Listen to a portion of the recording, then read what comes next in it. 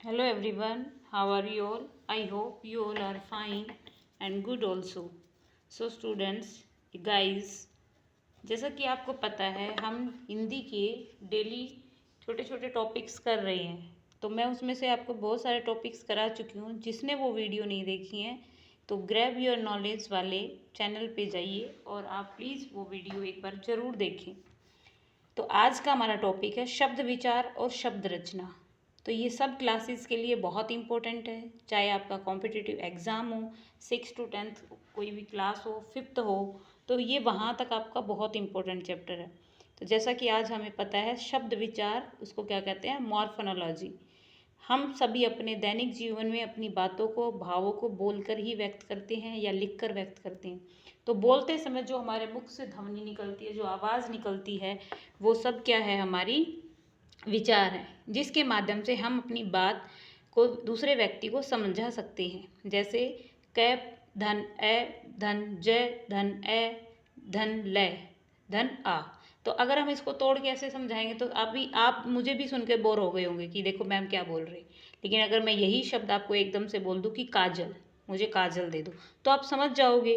तो यही आप इस चैप्टर में आज पढ़ोगे। तो उपर्युक्त उदाहरणों में अनेक ध्वनियाँ हैं। इन ध्वनियों के मेल से जो सार्थक इकाई बनती है, उसके द्वारा ही वक्ता अपनी बात श्रोता को समझा पाता। जैसे मैं अब अपनी बात अगर मैं तमीज़ से बोल रही हूँ, अगर मैं सही से बोल रही हूँ, तो ही आप मेरी बात को सुन रहे हो या समझ रहे हो। तो वक्ता कौन होता है और श्रोता कौन होता है? वक्ता बोलने वाला, और जो आप मुझे सुन रहे हो तो आप कौन हो? श्रोता। जैसे काजल मिठाई, माधव गायक। तो वर्णों के मेल से बनाई गई सार्थक इकाई ही शब्द कहलाती है। प्रत्येक शब्द का अपना अर्थ होता है। व्याकरण में केवल सार्थक शब्दों को ही महत्व दिया जाता है, निरर्थक को नहीं दिया जाता। अगर मैं आपको बोलूँ मुझे पानी नहीं, मुझे वानी पिला दो, तो आप मुझे दोगे? पहले बोलोगे मैम आप मांगना क्या चाह रहे हो। तो हर शब्द का हर मतलब होता है, हर का अर्थ होता है। जब अर्थ ही आपको नहीं समझ आएगा, आपको मीनिंग नहीं समझ आएगा, तो आप क्या समझोगे। तो निरर्थक शब्दों या ध्वनियों के मेल द्वारा अपनी बात नहीं समझाई जा सकती। ठीक है। खाली निरर्थक, मैंने बोला रोटी वोटी, तो रोटी तो फिर भी हमें पता है कि रोटी खाने वाली रोटी, लेकिन वोटी का तो मतलब ही नहीं पता। तो निरर्थक शब्दों का कोई भी मतलब नहीं बनता है। रे, धन ए, धन कै, धन ए, धन मैं, धन आ, क्या बन गया ये? रकमा। रकमा कोई शब्द ही नहीं बनता, किसी का नाम नहीं रख सकते हम, किसी को रकमा कहकर बुला नहीं सकते, तो उसका कोई मतलब नहीं है, उसका कोई अर्थ ही नहीं है। समझ आया? तो वो कैसे होते हैं? आपके निरर्थक शब्द होते हैं। कैसे शब्द होते हैं? निरर्थक। ऐसे ही आपको नीचे दिया हो गया, कै, धन ए, धन मैं, धन ए, धन रे, धन आ, कमरा। कमरे का तो फिर भी आपको क्या है, एक रहने का स्थान है, जहाँ पर हम रहते हैं वो हमारा कमरा है। तो उसका तो फिर भी मीनिंग है, और जिसका मीनिंग है वही क्या है, आपका सार्थक शब्द है। ठीक है। तो अब है विशेष बातें, कुछ जरूरी कुछ स्पेशल बातें। वाक्य में पदों का सामान्य क्रम कर्ता, कर्म और अंत में क्रिया का ही होता है। राम खाना खाता है, पहले ये बोल सकते हैं हम राम खाता है खाना। क्या ये बात सही है? नहीं है। हर किसी वाक्य में शब्दों का एक सामान्य क्रम होता है, एक लाइन टू लाइन मीनिंग होता है। वर्णों के मेल से शब्दों की रचना होती है। किसके मेल से?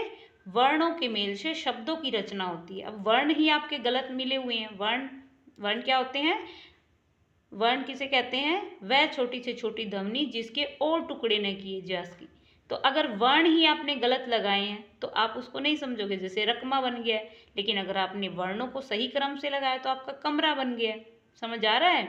शब्द स्वतंत्र इकाई होते हैं, इसका अपना अर्थ होता है। शब्द जो हैं वो एक स्वतंत्र इकाई है, उसको बनाने के लिए आपको कोई बाउंडेशन नहीं है, कोई उल्टा पुल्टा नहीं लगाना होता है, आपको उसको समझना होता है। ठीक है।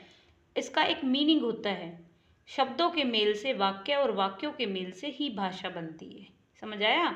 कि शब्दों के मेल से ही वाक्य और वाक्यों के मेल से ही आपकी भाषा बनती है।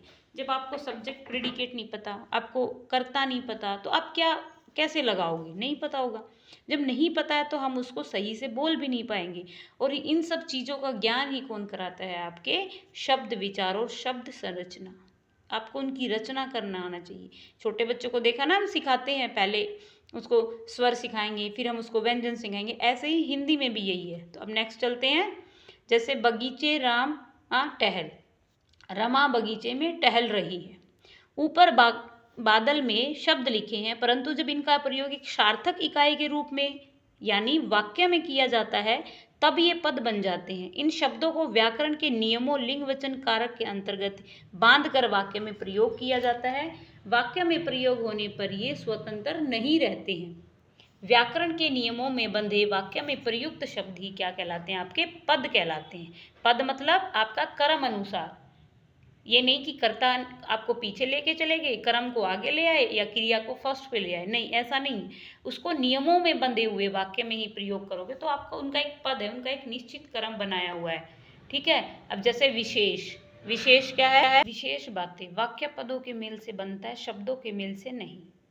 शब्दकोश में शब्द होते हैं पर पद नहीं। ठीक है। अब शब्दों को वर्गीकरण किया है, उसको बांटा गया है, तो वो कैसे हैं? पहले है व्युत्पत्ति रचना के आधार पर। शब्द कई प्रकार से बनते हैं। कुछ शब्द एक से अधिक शब्दों को जोड़कर बनाए जाते हैं, कुछ शब्दों का अपना अर्थ होता है, एक शब्द दूसरे के साथ जुड़ा होता है तब वह भिन्न अर्थ देता है। ऐसे ही बहुत सारे आपके टाइप्स हैं। तो नंबर 1 है व्युत्पत्ति रचना के आधार पर। 3 टाइप आपके, 3 भेद हैं। रूढ़ मूल शब्द होते हैं, यौगिक शब्द होते हैं और योगरूढ़ शब्द होते हैं। तो रूढ़ क्या होते हैं आपके? रूढ़ शब्द वो होते हैं जो शब्द किसी विशेष अर्थ के लिए रूढ़ या प्रसिद्ध हो जाते हैं, वे रूढ़ शब्द कहलाते हैं।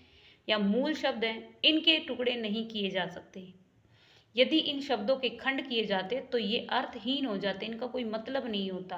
पुस्तक, नल, पानी, हाथ आदि शब्दों का अर्थ है, परंतु यदि इन्हें अलग अलग करके लिखा जाए तो ये निरर्थक हो जाएंगे। इनको लिखा जाएगा तो इनका कोई अर्थ नहीं बचेगा। ठीक है। प्रत्येक रूढ़ मूल शब्द का अपना एक निश्चित अर्थ होता है। यौगिक जो 2 शब्दों के मेल से जुड़कर बना है।